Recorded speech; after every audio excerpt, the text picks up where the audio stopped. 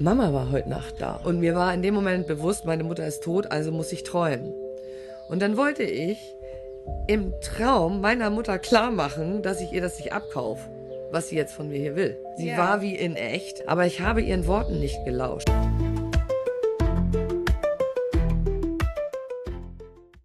Hallo, liebe Zuschauerschaft. Hallo, liebes Publikum. Hallo, liebe Marin. Hallo, liebe Nicole. Ja, Nicole, oh, wie heißt sie nochmal? Nicole.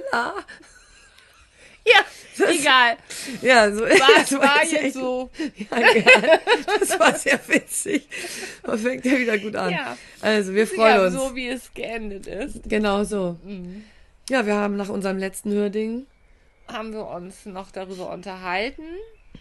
Und da fiel Nicola dann eine schöne Geschichte ein, die sie mir jetzt erzählt. Und ich denke, wir werden eine schöne Geschichte hören. Und ja, mal gucken, was ihr dazu sagt. Ja.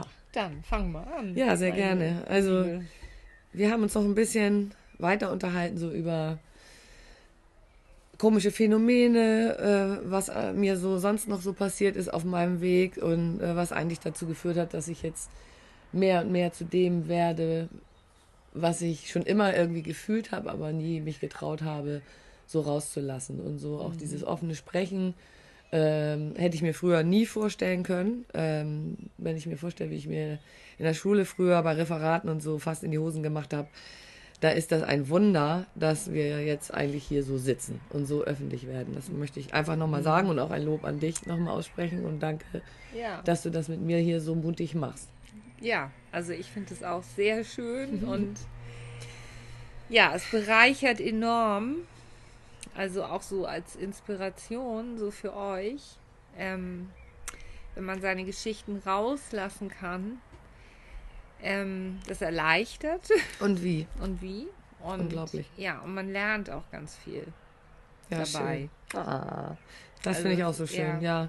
Und ich habe irgendwie diese Lehrerin in mir. Ich kann es nicht lassen, einfach meine Erkenntnisse teilen, auch zu wollen. Ja. Weil ich mir immer sage, die sind nicht umsonst geschehen.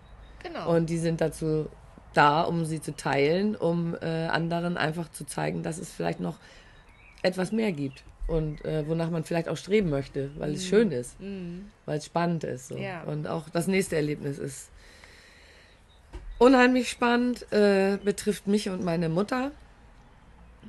Meine Mutter war für mich eine sehr schwierige Frau, sehr ich-bezogen. Ich war immer die Zuhörerin bei uns in der Familie und habe dafür auch viele Dinge mitbekommen und also ich habe immer den Eindruck hinterlassen, dass ich reifer bin, als ich eigentlich war. Eigentlich war ich ja ein Kind, aber habe halt immer brav zugehört und ja, und da aber auch viel gelernt. Wenn ich jetzt überlege, was ich jetzt mache, ohne der ganze Aufbau dahin, würde das jetzt nicht so sein, wie es ist, auch mit den unschönen Seiten. So. Und die kehren wir jetzt gerade um. Genau. So, und jetzt ist, da muss ich einmal bitte was zu sagen. Wir können es ja gar nicht richtig genießen, wenn wir immer nur schön. Richtig. Dann können wir das. Genau. Ja, also dann. Man braucht die dunkle Seite um die helle Seite zu sehen. Brauchen wir einfach. Danke für den Einwand. Ja, genau. Schön. Ja, und wo war ich stehen geblieben? Meine Mutter, schwierige Person. Ich bin eher so ein Daddy's Girl. Ich habe mich immer so an meinem Papa orientiert. Meine Mutter war ein bisschen schwierig so und hat sich viel in Dinge eingemischt. Nicht nur bei mir, bei vielen anderen Menschen auch. Also hatte immer sehr starke, vorgefestigte Meinungen. So und so hat was zu sein und wenn es so nicht ist, dann ist man entweder enttäuscht oder beleidigt und solche Geschichten. Also das war für mich immer sehr schwer. Generell, so wenn ich versuche, so das Verhältnis zu meiner Mutter in Kürze zu beschreiben, wie es im Leben war. Eine Anekdote von mit dem Autofahren. Ne? Es ging so weit, dass sie sich eingemischt hat beim Autofahren, dass sie immer dazwischen gesabbelt hat. Immer, pass auf hier, mach das und dies. Und, und irgendwann bin ich halt stehen geblieben, habe angehalten, habe gesagt, ich werde mit dir nie wieder Auto fahren. Ich fahre nur noch mit. weil ich sag gar nichts, wenn ein Auto fährt. Und sie war immer natürlich die beste Autofahrerin der Welt und sie hatte Abzeichen und unfallfreies Fahren und solche Geschichten. Also sehr competitive, also die war sehr ehrgeizig, meine Mutter. So habe ich nie so ganz verstanden. Und ja, hat das auch sehr über mich ausgelebt, so, ne? Und ja, und nur so, ja, das war so das Leben. Und dann irgendwann war sie tot. 2014 ist sie gestorben. Da kann man nochmal irgendwann von meinem ersten Kater hier in Horst von erzählen. Das ist auch eine sehr hochspirituelle Geschichte bezüglich des Todes meiner Mutter.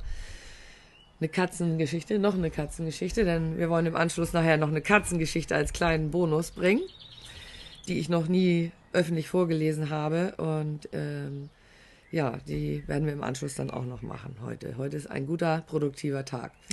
Ja, und Stimmt. genau. Und zu meiner Mama. Dann war sie tot. 2014 ist sie gestorben, am 13.01. Und am 13. ist sie auch geboren. Also sie ist am 13. geboren und hat immer gesagt, das ist ihre Glückszahl. Und sie ist auch am 13. gegangen. Und ich war immer, wenn ich über meine Mutter gesprochen habe, wenn ich sowas erzählt habe, ja, und dann hat sie mich hier so fast in den Wahnsinn getrieben und so. Und irgendwann fühlte ich mich jedes Mal unwohl, wenn ich über meine Mutter so schlecht gesprochen habe, weil sie schon tot war. Kannst du das irgendwie nachvollziehen? Ja, Also ich hatte, man ja, sagt es ja auch, was? dass man über Tote nichts sagen soll. Davon weiß ich nichts. Nichts Böses auf jeden Fall. Sagt man das? Ja. Wer Ja. sagt das? Man sagt das. Wer sagt das? Ja, Wer sagt das? Ja, ja, wer sagt das? das ist auch, ne? Das ist wahrscheinlich auch ein Glaubenssatz. Ich weiß es nicht. Also ich habe das noch nicht gehört, weil Echt nicht? nein, noch nie. Und ich bin ja auch nicht kirchlich aufgewachsen oder so mit irgendwelchen Moralregeln, vielleicht Konfirmationsunterricht. Ich weiß es nicht. Ja.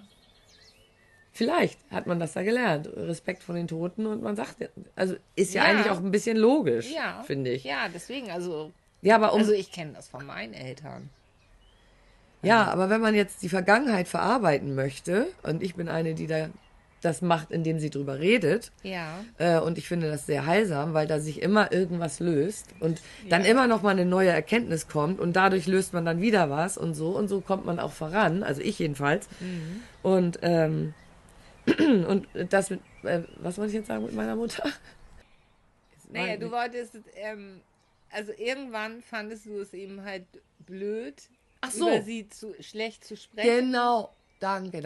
Ja. Und ich fühlte mich zunehmend schlecht, weil immer wenn ich so irgendwie ein Gespräch geführt habe, kam man da irgendwann früher oder später immer auf irgendwie ein Mutterthema und dann habe ich eins von mir rausgeholt und das waren nicht schöne.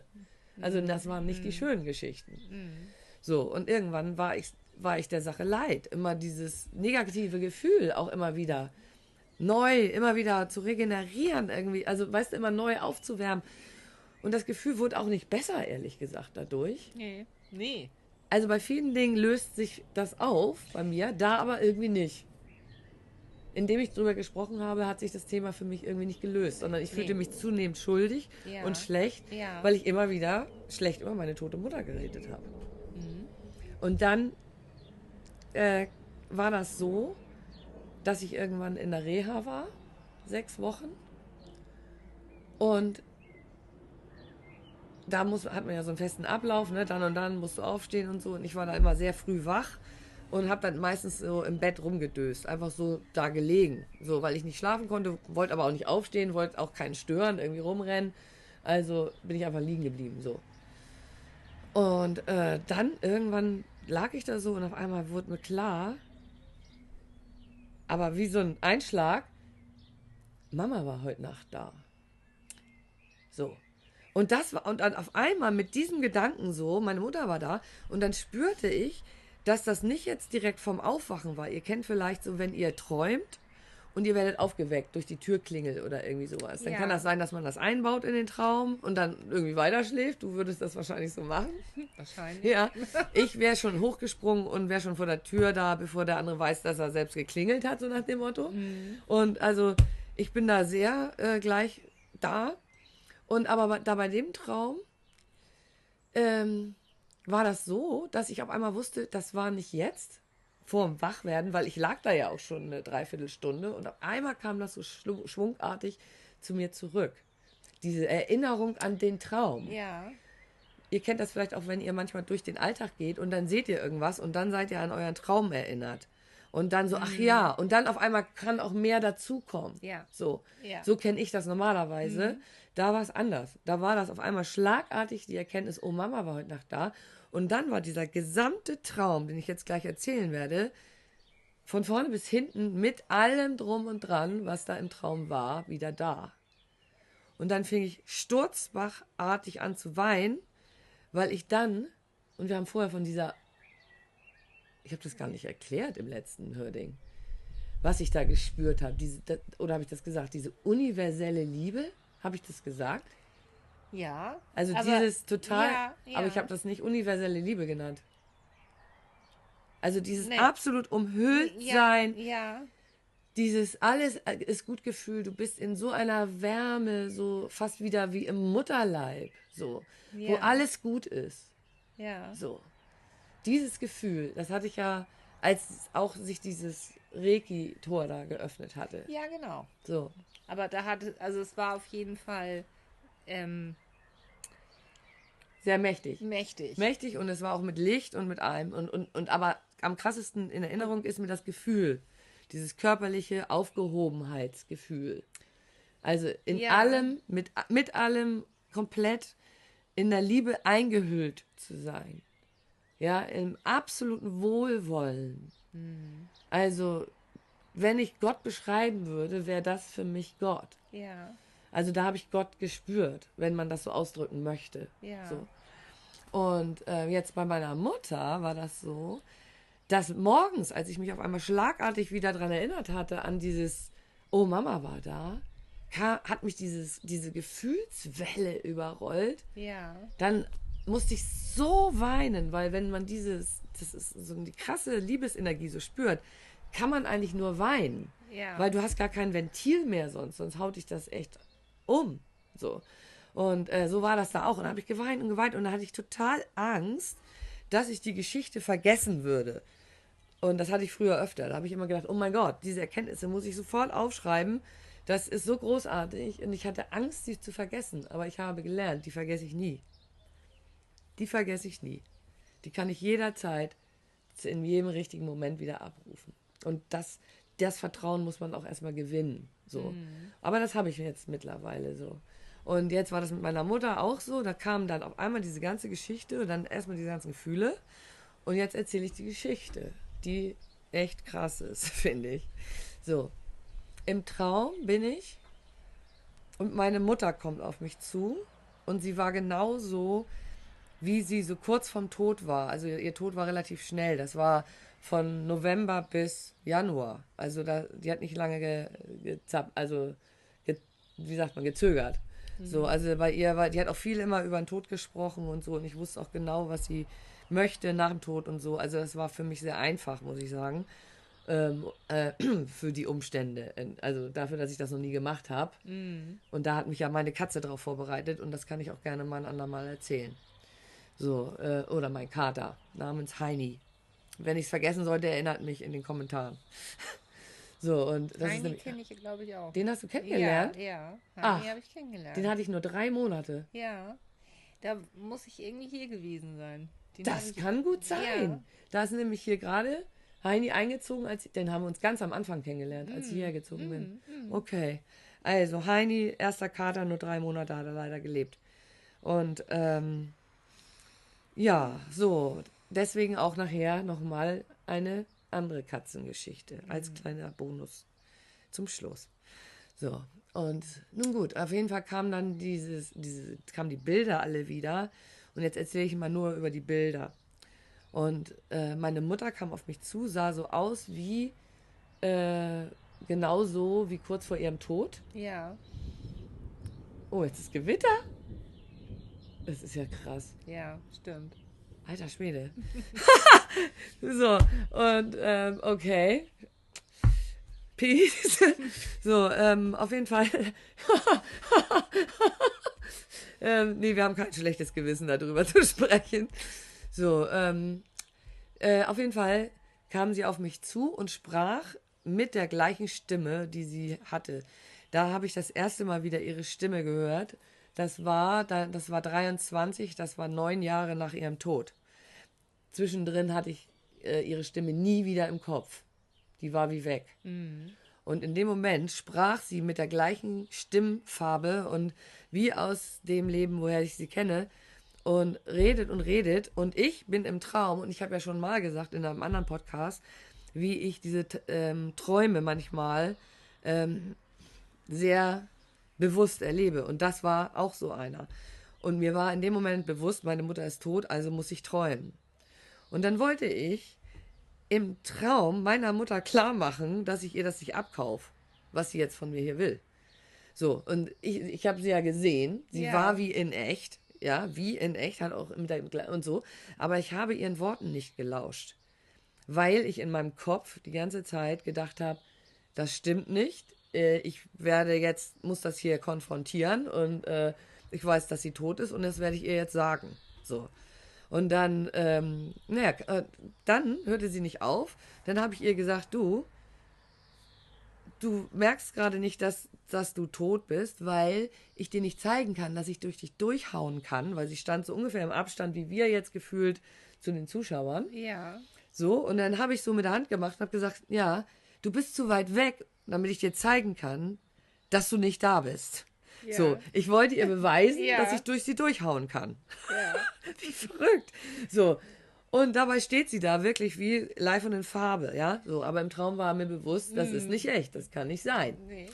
So, und dann sage ich so zu ihr, ja, du bist zu weit weg, deswegen kann ich es dir nicht beweisen. Und dann kam sie dichter.